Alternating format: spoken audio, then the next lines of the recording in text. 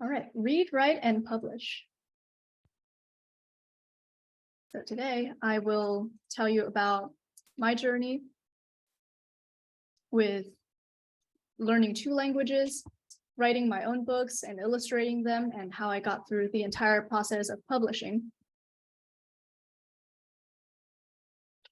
So here's the agenda for today. First, I will introduce myself and my background. Then I will talk in depth about how I learned both English and Chinese and how they both became my native languages. And then my experience with writing and illustrating. Finally, I will talk about what you're probably most interested in today, about publishing, and then also show you a few examples of what my books look like. And then finally, we'll have a round of questions and comments. Here's my background. As you can see, I started out at a small elementary school in Liyang, stayed there until third grade. Then I went to Oat Hill Elementary School in Herndon, Virginia for 1 year. And then the year after that, I went back to Wuxi. Then I went to Nanjing for 2 years for the final 2 years of my elementary school education. Then after that, I went to Nanjing Foreign Language School. It's a pretty competitive middle school in China, if you know about it. And throughout this experience, I learned English, Chinese, and French mostly by myself, and I will tell you how I did it. Here's how I learned Chinese. Because I spent so much time in China, I think it's reasonable to see how Chinese became my native language. But I think the most important thing that really helped me through this process is a lot of reading. I know that people, especially in classes in school, people like to read one thing very, very carefully, and you'll take maybe a few weeks or even months to get through one specific book or one specific article to really analyze like everything in there. But I think if you are starting out learning a language, what's most important is to read lots of books.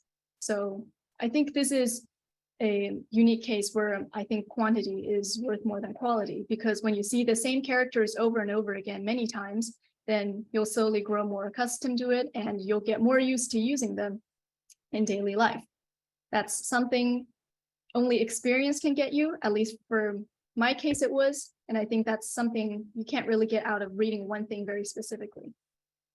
So I read a lot of books since I was very young.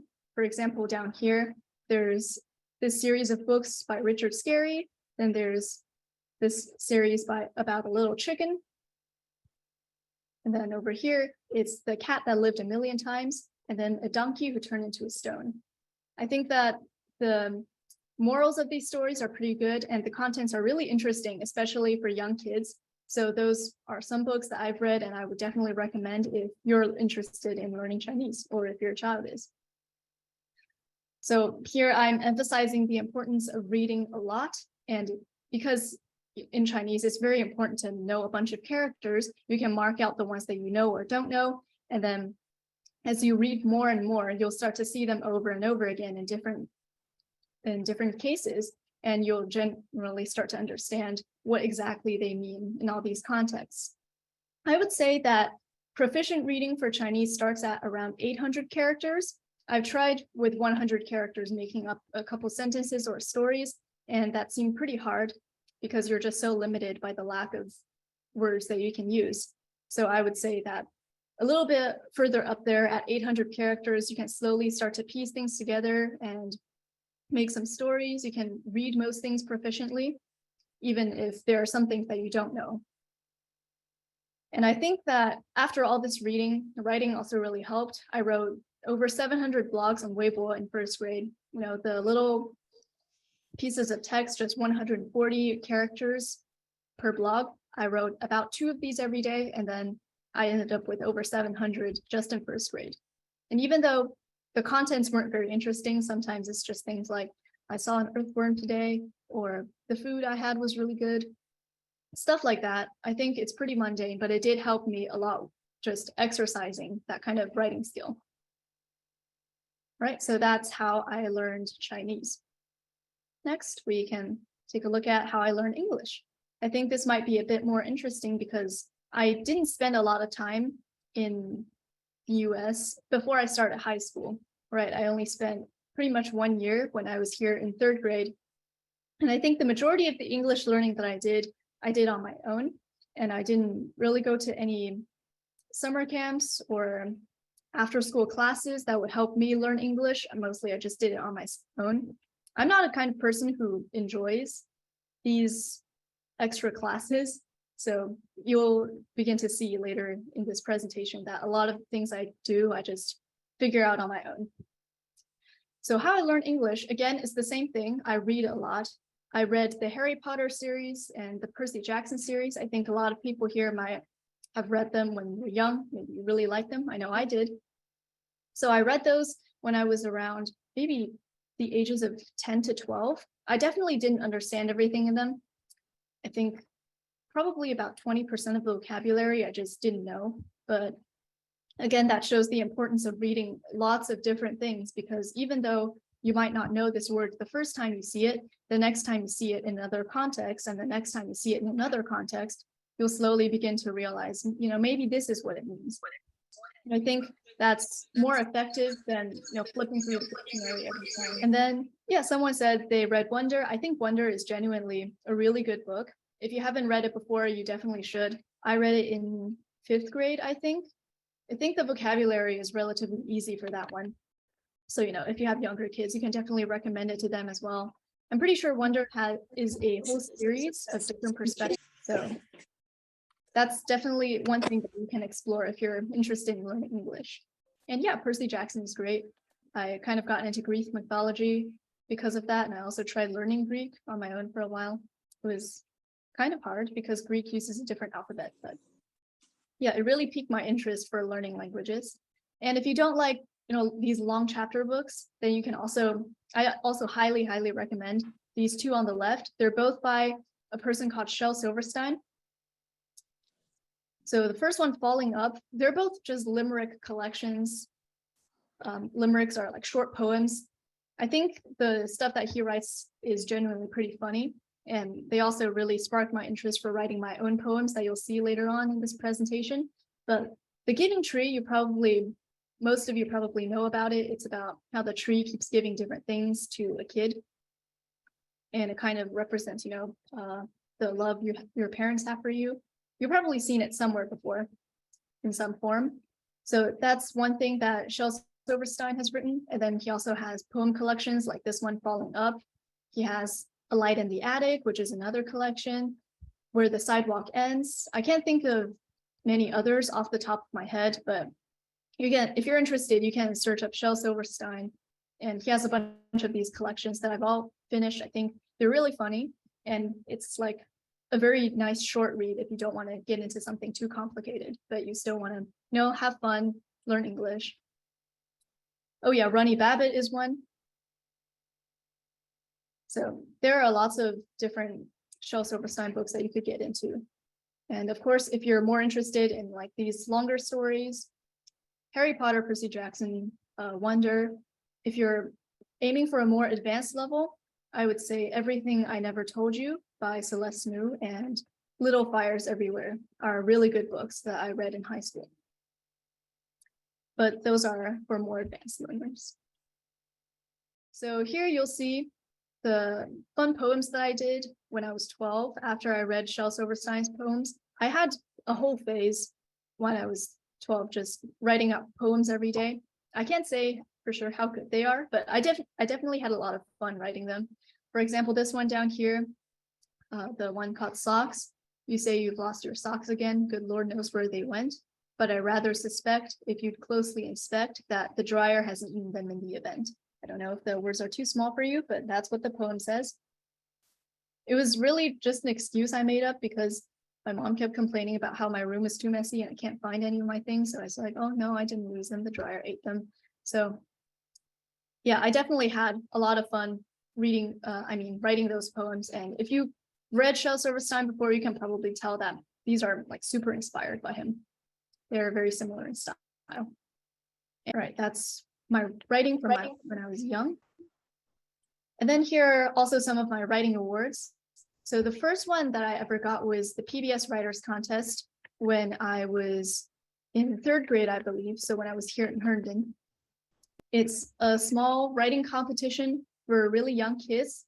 I think it's from kindergarten to third grade, I believe. So I entered that contest. I wrote like a really tiny book about what would have happened after the happy ever afters of the story of fairy tale Snow White and Cinderella. So I wrote that kind of a little brainstorm story, and then I got honorable mention, which I was super happy about. And then after that, after high school started, I started competing in more prestigious competitions, notably the Scholastic Art and Writing Awards. So I got a national silver medal in 2019 and 2021, and then a national gold medal in 2020. The national medals, I believe there are around 900 entries that receive a national medal each year. And then total, there are 300,000 entries to the awards each year. So it's like a 0.3% kind of thing. I wasn't really going into the competition expecting to get anything. Honestly, I wasn't even preparing specifically for the competition. I just wrote stuff because I thought it was fun. And then I read about this competition. I was like, oh, sure, I'll just submit it. And then I ended up getting awards. So I just kept doing it every year. And I found that pretty cool. Then I also got the One Earth Award in 2020, which is a special award, also categorized in the Scholastic Art and Writing Awards. It's given to 4 people nationally for writing about something related to climate change. So I also received that in 2020, which was a very pleasant surprise. And then apart from those, I also have a couple state awards, which I didn't list here. And of course, most of my awards are for writing, but I also did receive a few for art. I think that art is definitely, you require a professional teacher, I think, more so than creative writing for drawing. As you can see, I drew these 2 on the left. I think the one on the top got an honorable mention and the one on the bottom got a silver key. If you've been to the awards before, you probably know what these are. These are just state awards. Those are 2 pieces of art that I did, but the majority of the things that I work on are still writing. Right, and here you can see again some very unprofessional bits of art I did. The one on the left is a lamp, and then I thought it looked too ugly, so I decided to paint it, and the finished product is what it looks like on the left. Then on the right, I also bought these 3 little people that you hang on the wall in case you want to like hang your keys or your coat when you come in the door. So I bought these little people, and then I thought they looked kind of boring, so I drew like the jail suits on them. So it looks like they're trying to, escape from jail. It's just these funny little things that I do sometimes. Definitely not like super noteworthy, but it's just an example of how art can be super fun if you really enjoy the process. And then here are some things that I did digitally. So all of these I drew on my iPad. I think these are drawn anywhere from 8th grade to now. So quite a big time gap. And then as you can see, it doesn't require a whole lot of skill. I never really took art classes, so I just kind of guessed my way through it. But over here, there are some little comics that I drew. For example, here on the bottom, this is one about the dryer thing, because I keep making up excuses for losing my socks. And then on the right, bottom right over here is a small comic that I drew to represent the idiom "call it a day." And I'll also get more into why I draw these comics for idioms later on. So yeah, those are some digital art pieces that I drew. And I think that they definitely paved the way for me to illustrate my own published books later on. Right, so here's what I was talking about the whole cartoons with idioms. I actually have about 50 of these on my WeChat blog, if you're interested. It's called English with Ellen, if you want to search it up. Those are dated a bit farther back, but basically I'd occasionally draw one of these little comics for an idiom. If you are not a native English speaker, you might not know what they mean. For example, the elephant in the room, what does that mean? I'll draw a literal representation of the elephant in the room, and then I'll explain its origins and what it actually means, how to use it in a conversation. So I make one of these little blogs on WeChat every once in a while. And then over here on the right, Beggars Can't Be Choosers. I also drew one for Break a Leg, which was pretty interesting. I just drew a person breaking another person's leg with a baseball bat. But yeah, I draw a lot of like these funny little cartoons. And then on the bottom here, we have the AHA blog. If you have Instagram, you can go check it out. There's not a whole lot of stuff on there right now, but I'll add more in the future. And this is for more STEM focused people. If you like calculus for whatever reason, or chemistry especially, or biology, I draw a lot of little comics, just personifying them. So if you're interested in that, definitely also go check it out. But this is just a quick demonstration of how you can make art fun, even if you don't, take super professional classes. And then now we're going to move on to publishing. So as you can see, I've published quite a few books. It's 9 in total, combined with the Chinese and French translations. So here you can see my authors page on Amazon. If you visit it, this is what you'll see. Here I have a couple books all listed there. Then over here is my profile picture, I guess. So this is what your profile will look like if you do publish books on Amazon. And then I'll talk in depth about a few of the books that I've published, my process of creating them, and what you can do to do the same thing. So here's my first book ever, A Journey to Perfect Teeth. I started this in 7th grade because I was wearing braces at the time. And if you've ever had braces before, it really restricts a lot of things that you do. For example, you can't bite on very hard things because it breaks your braces. You can't eat gum. You have to brush your teeth like 18 times a day. I was really annoyed by that. So I decided to, illustrate and write this book on why it's important that you have good dental hygiene and why everyone should have, why people should have braces, even though we all hate them. And I started this first in 7th grade. As you can see, here's some progress pictures. Over here is the first one that I ever drew. You can see it's not very good. And then here is a cover in progress. And over here on the right is the final product. So that's what you'll see if you go to my Amazon page and see my book right now. This is what the first of my illustrations look like in 7th grade. Of course, I've improved a lot since then. So here's what they look like now. And I also actually added more professional text so that it looks more decent. So yeah, there's definitely a lot of work that goes into this. I would say that the hours I put into this whole book is, I would say, upwards of 100 just total. But I would say most of the hours were spent on actually trying to format the book and trying to get it through Amazon, which I'll also talk about later because that was a real hassle for me when I first tried it. Right, so you can see here, this is the final product of my book. The illustrations look a lot nicer and the text does as well. And then here is the second book that I wrote called An Alien's Guide to Friendship. This was a bit interesting because I actually co-authored it with a bunch of my students. I teach English creative writing and public speaking classes to some very young students. And I had them build a story together, which eventually became An Alien's Guide to Friendship. So you can see like over here at the bottom of the cover, there are multiple names. That's because there were multiple authors. So me and 5 students. I also helped them illustrate some. And I actually have a copy here. You can see it's a hardcover. It's pretty nice. You can see on the inside too if you want. Oh. Yeah, so that's the size of the book, which I will tell you in more detail about in case you want to publish one. But that's my second book.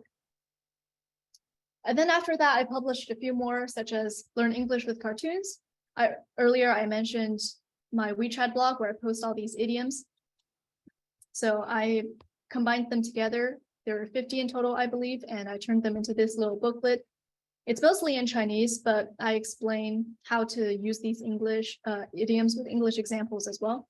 So if you are interested in reading them all at once, you can also check out that book on Amazon. All right, and then here's my latest book, Dear Dad. So this was written in memory of my dad who passed away in 2019. So I wrote and illustrated this book as well. The style is a little bit different. It's more of a watercolor kind of style. And I'm actually doing a Christmas sale kind of event for this book. So if you see these pictures and you're interested, then I will have a link at the end of this presentation for you to check it out. All right, and then this is my first book called The Missing Pages of Snow White and Cinderella. It looks kind of terrible because I drew it when I was 8. And this is actually the illustrations that I used for my writing for the PBS Writers Contest that I mentioned earlier in 2013. So you can see that my illustrations kind of have come a really long way. And I'm pretty surprised actually, because I can see like a lot of improvements, even though I've never really had a teacher. So, right, so now we'll start talking about the steps to publish your book. This is the general process that I use to publish most of these books. And it's actually quite easy. If you're interested in publishing, you can take a look at this. So first, number one, of course, you have to write your book. I think this took quite a long time for me just to get the idea and wrap up the illustrations to make sure they all look nice, including the formatting. So writing the book, if you have that down, then step number 2 is you register an account from kdp.amazon.com. KDP stands for Kindle Direct Publishing. So that's the platform on which you will be publishing your book so that people can find them on Kindle Store and then on Amazon. All right, and then the third part is buying your ISBN. If you're going the Amazon route, so there are 2 main options that you can choose. First one is you use a free ISBN from Amazon. An ISBN is just like you can see here, for example, on this book, there's a barcode over here. That's the ISBN. It's what people use to identify your book, why it's different from another one. And ebooks, even if they have the exact same content, ebooks and paperbacks and hardcovers, they will all have different ISBNs. So that's what they use to identify your specific book. And then translated versions will also have different ones. So if you want to not pay for it, then you can get one from Amazon. They give it to you for free. But there's a downside that people will only be able to find your book on Amazon.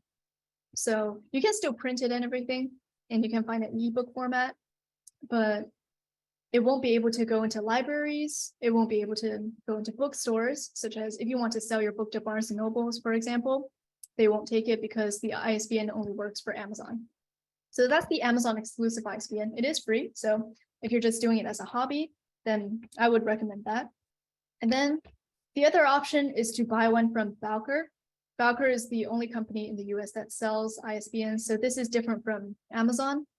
You will be able to give your book to libraries. For example, a couple of my books are in the local library system. They're in bookstores, and this is only achievable with a Bowker ISBN. And these you do have to pay for. One ISBN is $125. 10 is $295, 100 is $575. So you can see they definitely, each of them get cheaper as you go on. And if you want to buy 1,000, so that's a big publishing company, you can buy 1,000 ISBNs for $1,500. So if you want to publish multiple versions of a book, as I said earlier, because you have to use different ISBNs for example, ebook and hardcover, you have to use different ones. So I would recommend getting a couple extra if you want to do it more professionally. Personally, I bought 100 ISBNs because I published quite a few in multiple formats, and then I also have translated copies. So I definitely needed more. So it's really up to your personal preference how many you want to get. And then finally, step 4. You upload your files and publish the book. This is pretty self-explanatory. If you go to KDP, they will give you a form. And on the form, you just fill things out like what is the name of the author? Are there any co-authors? What's the title or subtitle of your book? You pick the categories that you want it to be in. And then after that, you just publish it, and then people will be able to find it on Amazon. All right, so those are the 4 essential steps for publishing. Now, if you want to publish this book in a physical copy, so hardcover or paperback, you will have to worry a bit more about your book size and the actual physical restraints of this. You don't have to worry about this really if you're publishing an ebook, but the size of your book. So here I have Dear Dad. This is a 8.5 by 8.5 inch. So looking at the size, if you think that's pretty good, then that's what you can design your book to be. So this is 8.5 by 8.5, and then 6 by 9. I don't have a copy here, I believe, but it's a bit smaller. And I use that for Learn English with Cartoons. If you saw it earlier, it kind of, it's this shape, and it's a bit smaller than Dear Dad I just had. And then over here, I also have a much larger one, An Alien's Guide to Friendship, because this one has Chinese translations at the bottom, so I needed to make it bigger, and you can see the comparison with Dear Dad. It has a bit more at the top. All right, so that's for book size. Again, it's really personal preference, what you want it to be. And then if you're publishing this as a physical copy, you also need to remember to add bleed. All right, so the bleed is usually 0.125, so 1/8 of an inch additional from your original, what your original cover looks like. So this is the part where I actually had the most problem when I was publishing my books, because Amazon kept saying, no, you don't have enough room on the edges. So make sure that you leave enough room there so that your book can pass the inspection and get published. Right. And then for actually making the file, so after you write the book and you got the illustrations and everything, I use PowerPoint to make my book. So I just download the images to my computer. I draw them digitally, so I just export what I drew onto my computer and then paste them into PowerPoint. And then I will use a text box on PowerPoint to add the text. And you can see here, I'll show you an example of Dear Dad. For example, this is a page that I drew.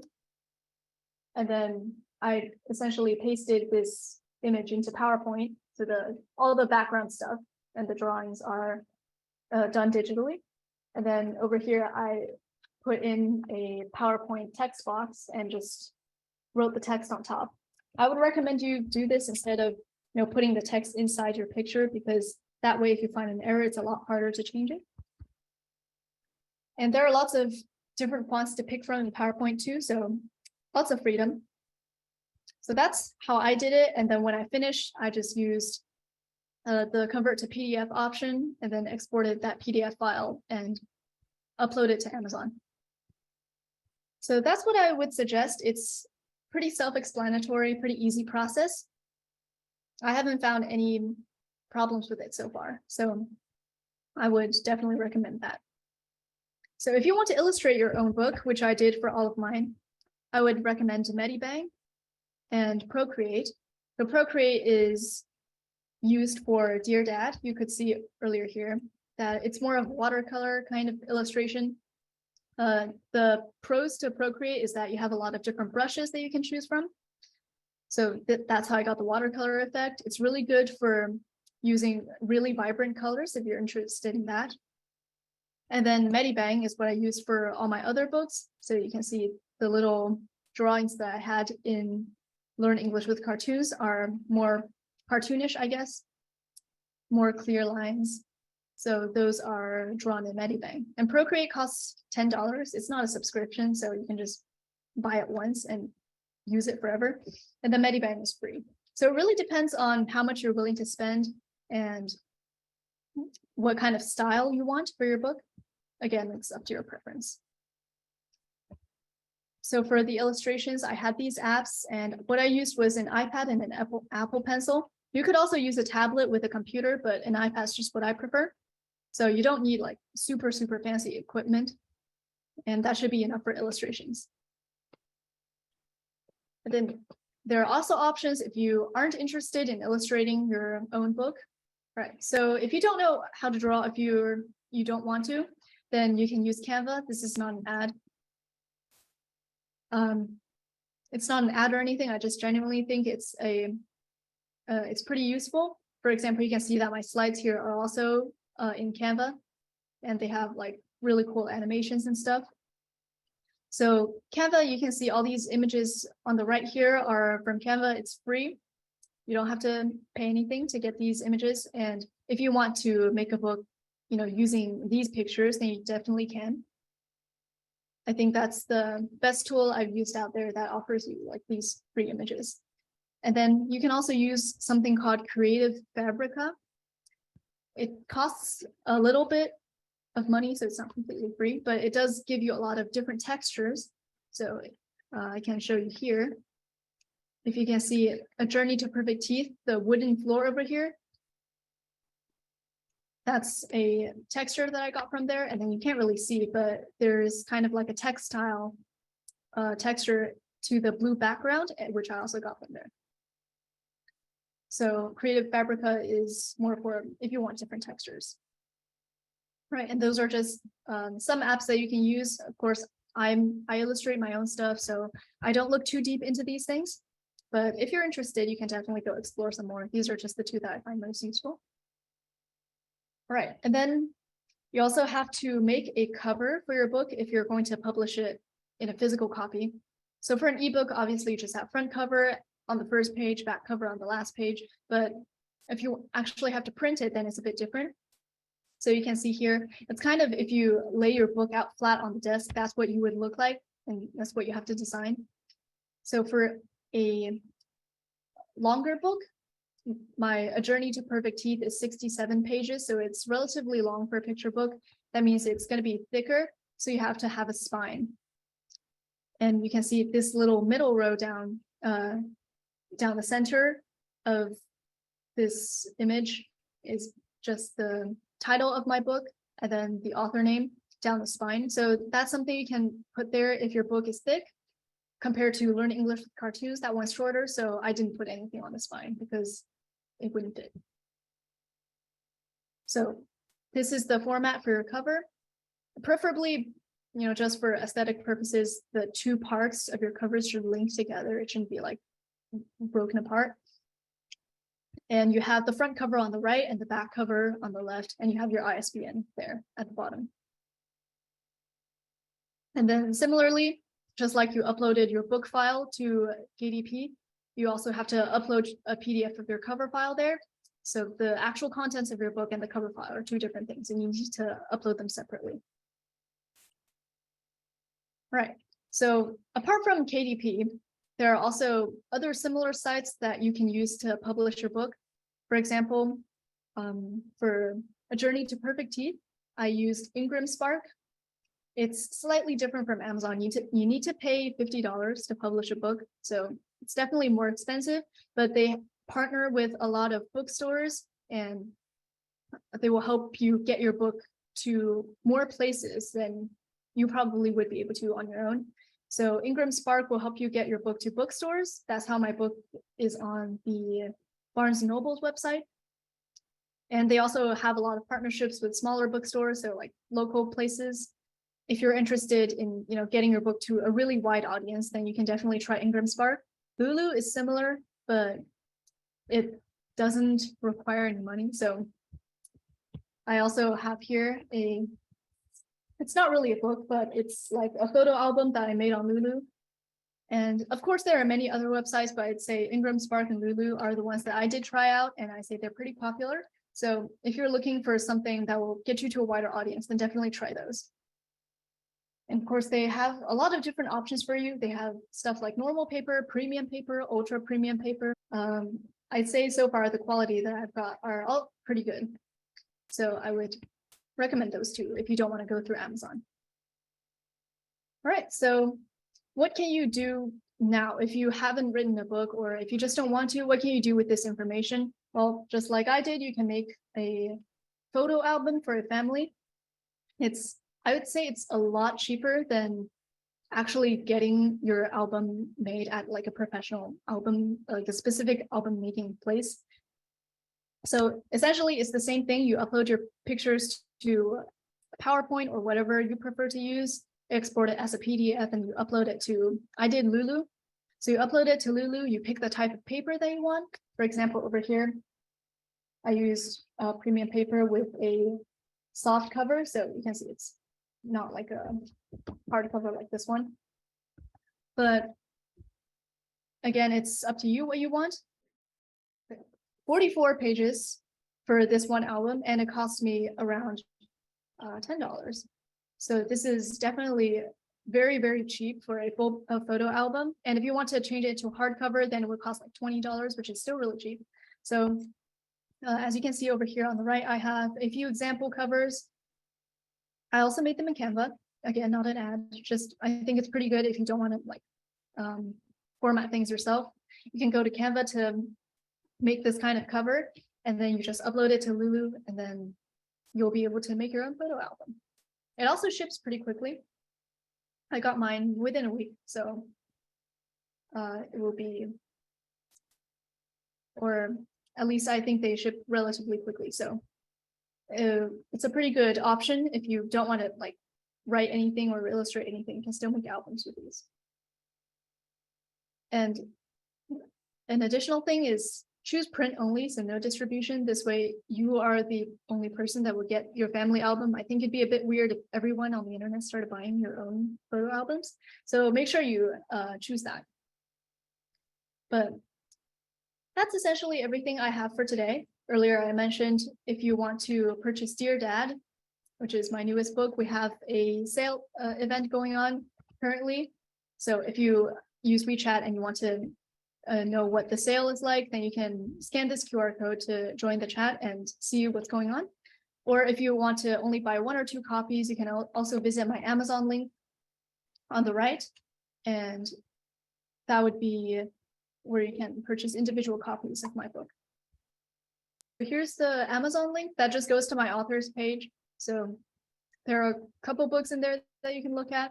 There's Dear Dad, and then Dear Dad in the Chinese translation version. So depends on which one you want. All right, so that's everything about my books. If you're interested in the competition, so the Scholastic Art and Writing Awards, I don't know how many of you are in high school or have kids in high school. It's open to grades 7 to 12. And the fee, I believe, for submitting each entry is $10. It used to be $7, but this year is $10. And you can virtually submit anything. They have over 20 categories for writing and for art. So there's stuff like sci-fi. That's what I submitted to mostly. There's sci-fi, fantasy, personal memoir. There are critical writing, like essays, if you're more interested in that. And then for art categories, there's also like a lot of things like painting, drawing, film, digital art, sculpture. There are so many categories that you can pick from. So don't worry about like something you're submitting not fitting a category. And then it's open to everybody who is, within grade 7 to 12 and also living in the US. You have to be attending a US school. So like you have to be within the US. If you're a citizen, but you live in like China, then you can't attend. So specifically only open to the US. So also, unfortunately, not open to places like Australia and New Zealand. But if you do live in the US, you're within these grades, or you know someone who does, definitely submit to these contests. It's how I got into this, honestly. It's just that I wrote stuff on my own randomly, and then I heard about this, so I was like, why not submit it? So, you never know what happens. Maybe you'll end up getting a cool medal like I did. So that's about the Scholastic Art and Writing Awards. And that's pretty much all I have for this presentation. One like very tiny little thing is you can also make low content books if you want. This is a planner that I made for the year 2023. It's super big, but this is called a low content book because there's not much stuff in it, unlike even picture books or storybooks. You can see in here that it's just blank pages with dates on them. So if you want to make a low content book, it's pretty easy as well. Just follow the same steps that I told you before. Then you can honestly even download templates from online if you want, if you don't want to like format the whole dates thing yourself. But yeah, that's one other use for this publishing thing. You can also make low content books. So that's all I have for now. Does anyone have any questions? can use the raise hand feature. Hi, just now you mentioned 2 software or 2 apps for drawing pictures besides the cool one. So you said something like P or M. Can you type out chat? Thanks. So And also, can you put out your WeChat link so we can follow you or ask questions? Thanks. yes, sure. So Yeah, you mentioned you also having a class teaching lower grade students. So I'd like to know more about that information as well. Thanks. okay, so the class information, I'll just paste these here as well, so you can all see them on one slide. For the class information, most things I have on Instagram, I have on WeChat under English with Ellen. So over there, you'll find like lots of posts. Some of them are like these idiom things, some of them are about my classes, when they start, the costs and everything related. So if you're interested in that, then you can definitely just go follow my blog for any updates. The current semester that I have with my students is almost ending. I think it ends in like 2 weeks. So I'll be starting another semester, I think around maybe January or February. So if you're interested in that, then you can definitely do that. I'm having some trouble typing, so give me a minute. And then the other one, the other question that Kathy asked was about the 2 apps that I use. So they're called Procreate and Medibang. So there's Procreate, which costs $10, but you have a lot of different like brush options, and they have super cool Procreate if you want to make like more detailed drawings with different brush strokes. That will definitely give you like more creative options. And the Medibang is free. It's more for cartoony styles, and it has fewer brushes. So those are the main differences that I can think. Let me scroll up to see other questions. Sorry, if you're raising your hand, I might miss you because I'm looking at the chat right now. So you're writing 2 books with your sister? That sounds great. I hope everything goes well for you. What free programs do you recommend for digital art? The one that I've been using for like the past 6 years is just Medibang for free. So that's the top one that I would recommend. Drawing tools, I used to use that was a very, very long time ago when I was in 5th grade. I used to use a Wacom tablet. They have lots of different options. Some of them are like hundreds of dollars, others are 50. So you can check them out on Amazon. That's the tablet it comes with a stylus and a tablet that you can plug into your computer. So if you want to use your computer, or if you don't have an iPad, then you can use that. If you have an iPad, then Procreate is specifically for the iOS system. So you can't find it on like Windows, unfortunately. But if you do have an iPad, then I would recommend Procreate. Where do you recommend publishing web comics? I know a lot of people who make comics do it on Instagram. It's kind of unpredictable because you never know who's going to see your comics or how many people. But yeah, I definitely do know a lot of people who draw comics that are on Instagram.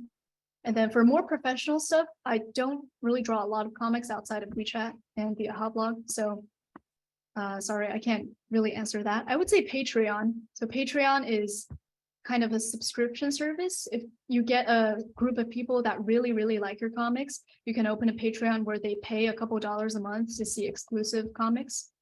So that's one thing that you can do if you already have like a platform going. The favorite book I wrote, I would say Dear Dad. I think it's the best one I've written. I think it's the most meaningful one I've written so far. And then if you're asking about funniest, I would say A Journey to Perfect Teeth. All right. Where to print books at low cost but good quality? If you're printing a small amount of books, I would just say Amazon, because I can't really think of any other manufacturers they can print at cheaper rates. I would say Lulu is also pretty good if you want to print books quickly, but for Dear Dad, because I'm selling it in a huge batch, I contacted a printing company in China because they make things a lot cheaper than here in the US. So if you make that many, not saying that, you know, that's a huge scale production. So when you have that many, the cost is much lower. So if you want to print, you know, more of these, that's what I would suggest. Sure. Yeah. So Dear Dad, as I said earlier, this book is dedicated to my dad. All right, so I'll read the first couple pages, if you don't mind. And then I can show you the illustrations as well. I can't see it from here. Okay. Dear Dad, today I found the birthday gifts you prepared for me 3 years ago. I have to say, you are really good at hiding things. I also read the letter you wrote me. I know it's just a birthday thing, but honestly, I wish we wrote more often so that I have some more memories to hold on to now. Now that you're gone, the world is a bit emptier and a bit more intimidating. But I'll be brave. That's what you always told me. I actually had a wish list for that birthday. The first wish was to take a good picture with you, even though you don't like photos. There were some other ones too, like trying the restaurant we kept hearing about and going camping together. I used to think that we'd have lots of time together down the road, but it seems like fate had other plans. Remember the day we watched Coco together? There was one line that stuck with me. When there's no one left in the living world who remembers you, you disappear from this world. We call it the final death. I think about you all the time, Dad. I hope the final death never happens. All right, so that's the first 2 pages of this book. I can also read you the afterword. So that's the final thing that comes out this book. And it kind of gives you like an idea of what the book's like. So, dear reader, if you are a dad, congratulations. Your children are lucky to have you. Congratulations. If you have a dad, treasure your time with him because we don't always cherish the good times until they're gone. If you lost your dad, I hope Alex's letter helped. The little yellow person on the front is yellow, Alex. I chose to have Alex narrate the story for a few reasons. Alex has no ethnicity, gender, or age. No matter who you are, I hope that you can see some similarities between Alex's story and yours. Maybe it helped you reminisce about the golden memories you shared with your dad. Or maybe it gave you the courage to brave the world without him by your side. Either way, Alex is honored to have walked this short journey with you. I wove some traces of my own story into Alex's letter. My dad passed away 2 months before my 15th birthday. Now, 3 years later, I'm 2 months away from adulthood. Just like the way Alex is moving to a new town, I'm preparing to step into a new chapter of my life. Moving forward is exhilarating, but I'm also scared of losing the things that I have to leave behind. So I sat down one night and began to write this book. Do not dwell in the past. Take the good memories with you into a better future. My dad always used to tell me this when I was sad. I hope it helps you now. Yours truly, Ellen. So that's the afterword for Dear Dad. Of course, there's a lot of stuff that I didn't get to. That's actually in this picture book, but I hope you enjoyed it. So again, I had on the screen earlier, like the Amazon link and the group buy information. So if you're interested in getting this book, then that's definitely the way to go. All right, so now after that short interlude, we'll go on to answering some more questions. There will be a post on English with Ellen that summarizes the contents of this presentation. If you know somebody who wasn't able to come, you can share that with them. And then the rough cost of publishing hard copies, it really varies with how many you're making. As I said before, if you're doing Amazon, so Amazon does something called print on demand. So whenever someone buys one, then they make one. That's why it says on demand. So since you're making one at a time, it's going to be a lot more expensive. I think that the cost for a hardcover is around $6 to $7, I believe.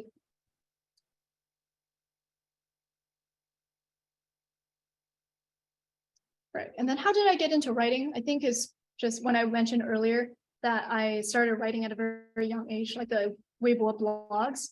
That's how I really started getting into it. It's not to say that I had like a whole ton of inspiration for the blogs, because now that I look at them, the contents are pretty boring, but it's really a way that like made me exercise my writing skills more. And also a lot of reading made me really interested in world building. So world building is just like building a world. Like in Harry Potter, Hogwarts is a part of world building. And I found that really interesting. It's just personally, I really like making up these like little fantasies. So that's why you'll also see me writing a lot of sci-fi and fantasy stuff, because I just really enjoy making up these fiction worlds. For Lulu, you don't have to pay anything for publishing, unlike Ingram Spark. So Ingram Spark costs $50 to publish each book, but Lulu doesn't cost anything. Does the book need to get approval before publication? I don't think they have to approve your contents very much. I'm sure there's some kind of process to make sure like you're not publishing illegal stuff, but the main part of the approval process is just they're making sure that you have the right bleed, so nothing on your book like goes over, so that when they actually print your stuff, it doesn't get cut off. So that's the main approval. They will show you the format that you're supposed to use, so like how much extra space you need to leave on the edge, so you don't have to worry about figuring that out yourself. Does the PowerPoint make the resolution low? That's a good question. I don't think it does. My drawings, yeah, they look pretty much the same as I had on the on Procreate. Webtoon, I haven't used Webtoon before, but if you're interested in publishing your own comics, maybe you could check that out. Right. The names of the apps I mentioned are in the chat, so hopefully you can find them. There's somebody posting a lot of stuff in there. Yeah. Yeah, and if you want to check them after this session is over, then you can also go to my WeChat, English with Ellen. Everything will be posted there. So so that's from November 20th, because I've also done this a couple times before. All right, and then the recording will also. There are some links in the blog that I mentioned that will lead you to the recording, so you can also get it there. Maybe classes are easy, some of them are harder. Drawings don't look good after I scan them. Do you need a professional to edit them? I've never used a professional before. If you're drawing them on paper and then you use a scanner to scan them, then the color can be a little bit affected. Something that I use is called Cam Scanner. That's also mentioned in the blog, I'm pretty sure. So if you use Cam Scanner to scan your document, then there's an option I think called Magic Color that restores the color of your drawings. So if that works for you, then you can try that. If it doesn't, then what I did was edit the picture on my phone. Like I use an iPhone, so there's some settings like brightness, contrast, saturation. So that's what I use, but if that still doesn't work for you, then I would suggest, a professional editor. What if my book is 300 pages? If your book is really, really long, then you would have to definitely make your spine thicker. But yeah, generally the process would stay the same. Just if you have a thicker book, then you definitely need a spine. You can't just like staple everything together. Who's my favorite author? Celeste New, who wrote Everything I Never Told You and Little Fires Everywhere. Can you access the video recording? Yes, if you go to the blog from November 20th on my WeChat blog. How did I learn writing? I would say it's mainly through reading books. And there's also something called Reedsy blog. It's not written by professional authors, I don't think, but Reedsy blog is basically a blog where there's like a little contest prompt every week. It's called Reedsy prompts, I think. Okay, I don't think I can do it for some reason, but Reedsy blog has regular contests every week, and they have super fun prompts. Like if you got cloned 10 times, what would you say to yourself? Or fun prompts like that. And a lot of people write for these contests And I go on there sometimes just to read the entries that won, because I think that they give me a lot of inspiration for the stuff that I write. So that's like a blog for shorter stories if you're interested in reading these. And then the other writing inspiration I got was just from reading the books that I mentioned before. I don't know anything about the UK. I mostly publish my stuff in the US, so that's where I'm most familiar. One thing that's pretty universal is Amazon. It doesn't matter where you are. I don't know if it's the same for China, but I know like for a lot of countries, Amazon KDP works just fine. Of my other book, Learning English with Cartoons, I don't believe I have it at the moment.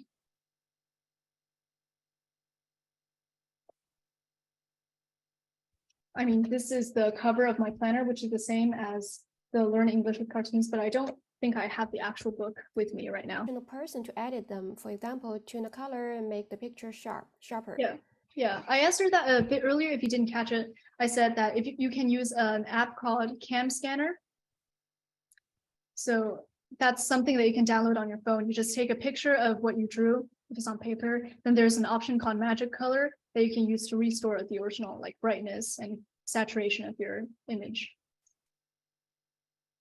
And if you aren't satisfied with your drawing itself, then you can also get a professional editor, I would say.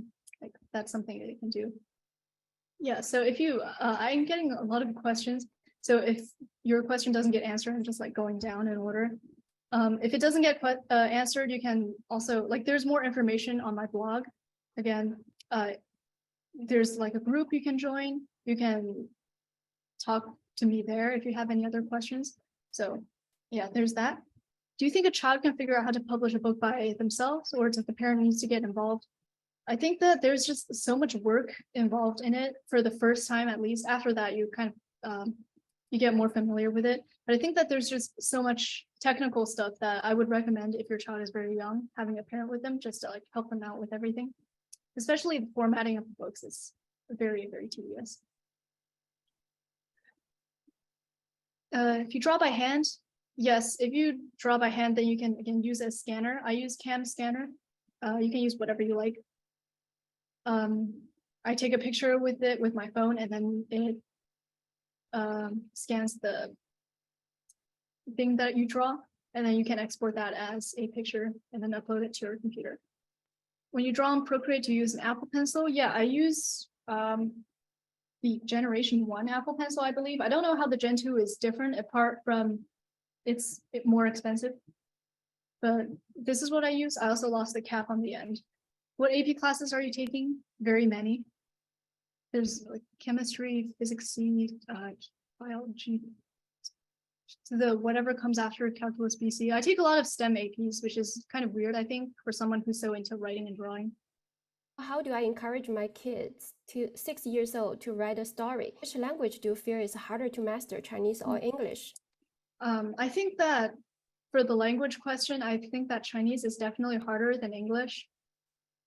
I definitely spent a lot more time in China than I did in the US. Like maybe it's like 12 compared to 6. But yeah, I think that because I grew up in a Chinese speaking environment, I'm able to speak it so well. But just I think the grammar is harder to understand than English.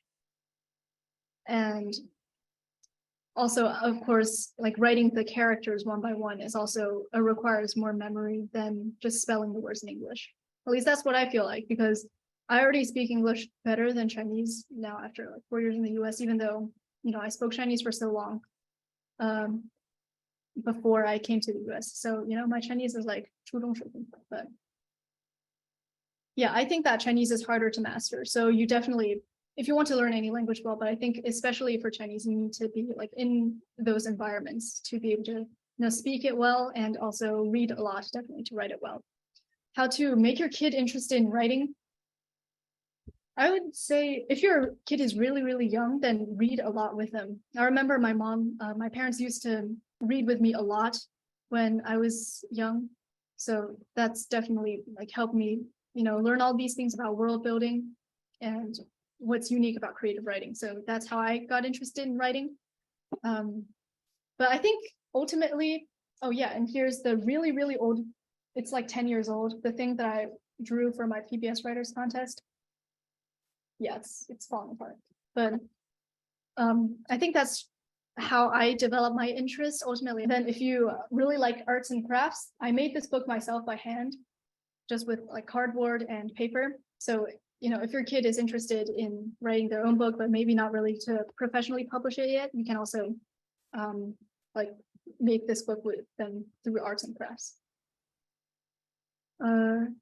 出版校对部分 I didn't hire a professional, like a professional editor to format my books. I just did it myself. So on PowerPoint, if you make a text box, so that's where I type all the text from my books, there's an option on the right that you can select like exactly down to the millimeters, how far do you want it to be from the left? How far do you want it to be from the right? So that helps you like really keep the text box in the same place. So if that's the formatting, but if you want to check stuff like your contents and grammar, I would suggest Grammarly. But yeah, or if you want to, you know, be more professional, then you can also hire someone, but I didn't do any. So I wouldn't know too much about it. Sorry. Website that I mentioned is called Reedsy Blog. So yeah, Reedsy Blog gives you interesting prompts. You can enter their contest if you want. I think it's like a $50 prize if you win the contest. It's just like a community vote thing. They write short stories. How to win a writing contest? Mean what you write, I would say. I don't think I've ever won something by like writing fake stuff, especially for nonfiction. I think people can tell like whether you really, really mean something that you write. Apart from that, submit on time. Do not wait until 11:59. Is it easy for 10-year-olds to start learning Chinese? I would say it's a bit harder when you start later, but I think before like maybe the age of 12, you will still learn significantly easier. Like I started French after 12, and I think it's a lot harder for me to learn it as a native language than compared to English, which I started before. Drawing, hand drawing, or app drawing. There are lots of YouTube tutorials that teach you like how to draw, which I think are pretty good if you don't want to go to classes like me. So I just like find a YouTube video and watch at double speed. But it's definitely not as professional as like finding an actual teacher. Oh, if you write a novel without any drawings, I think you do have to upload it as a PDF. It is the same procedure. You just upload it as a PDF to the KDP portal. If you're young, does your grammar matter? If you're publishing this book professionally, you probably do want to check your grammar like multiple times. There were many times when I thought my grammar was right, but then I had like professionals take a look at it, and they were like, "No, this thing is wrong." For example, it could be like a super small error, like onto, whether it's one word or two words. Like very small errors, even like as small as they are, you should still definitely check them. Share my classes that I'll be teaching in the spring. There should be, if you scroll really far back on my blog, there should be some posts about this class from a few years ago. It's called Out Loud, if that helps you search it. I think it has a pretty detailed schedule on exactly what I teach. It's just public speaking and writing. How long are my books? A Journey to Perfect Teeth is 67 pages. Each page has like one sentence on it. So yeah, that's also a book that you can definitely get if you have younger kids who are like, who don't want to brush their teeth, or kids who are about to get braces. I think that's good for them. Thank you. I'm glad I helped you. Yeah, and then if you want like any additional information, most likely they'll be on my blog. If you can't find them, then you can join a group that's linked on my blog. Then you'll be able to ask more detailed stuff in the group. Do we have any other questions? How many books did I write? In total, I wrote 9, not counting the low content stuff. But I believe that the actual stuff with different contents, I had 5 books. So there's A Journey to Perfect Teeth, Dear Dad. There's Made For, which I didn't really talk about because we don't have it in Chinese. It's just like a bunch of poems that I wrote when I was 12. I have like 15 of them, so I put them together into a book. That's 3. what else? An Alien's Guide to Friendship and English for Cartoons. Yeah, but combined with translations, because I had a couple books with Chinese translations and one with French, so overall it adds up to 9. Right. And then after you upload your thing to finally publishing, it really varies. On Amazon, it takes not super long, maybe 2 days. On Ingram Spark, it used to take longer. Sometimes it wouldn't come back for like 5 days or a week, but you know, it really varies. I don't know exactly who is looking at these things or if it's machine approved, but yeah, I would say anywhere from like 2 days to a week. What was submitting to Scholastic like? Was it difficult? Did Scholastic publish my stuff?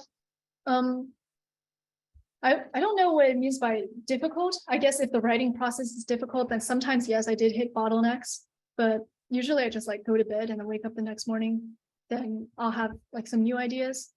I also do recommend starting earlier because there are some times where I finish writing something and I think this is so awesome. And I look at it the next day and be like, this is disgusting. And I have to change the whole thing. So that's the writing process, but submitting itself is not difficult. You don't have to fill out like a whole bunch of forms or anything, and basically just pay and submit. Is grammar fun or is it annoying? I'd say it's kind of just there. I don't really think anything about it. When do I 什么时候在用汉语做一场讲座? Yeah, I did do the same presentation in Chinese a few weeks ago. So if you want to see that recording, you can also, again, everything is on my blog. You can, there's a link on my blog that takes you to a WeChat group where you can ask for the recording. So that one will be in Chinese.